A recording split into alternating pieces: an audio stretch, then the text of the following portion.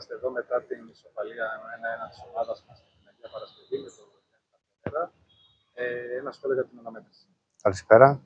Εντάξει, είμαστε απογοητευμένοι. Κάναμε αρκετές φάσεις, δεν τις βάλαμε. Δεν κινδυνεύσαμε. Μια φάση που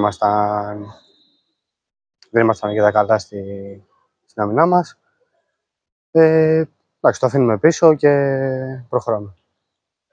Γενικά την ομάδα μέσα στο πρωτάθλημα την έχω σχολιάσει πολύ ως φλίαρη επιθετικά.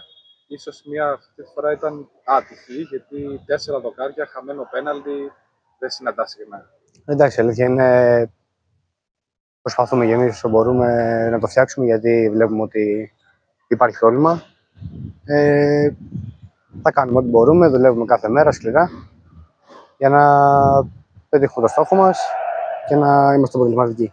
Η εμφάνιση ήταν άκρως βελτιωμένη όμως από το μάτι με το Καλαμάκι την προηγούμενη εβδομάδα και στην εβδομάδα με την Πέφτη, άρα είναι κάτι θετικό που μπορούμε να κρατήσουμε εν ώψη του μαραθωνίου του πρωταθλήματος. Σίγουρα.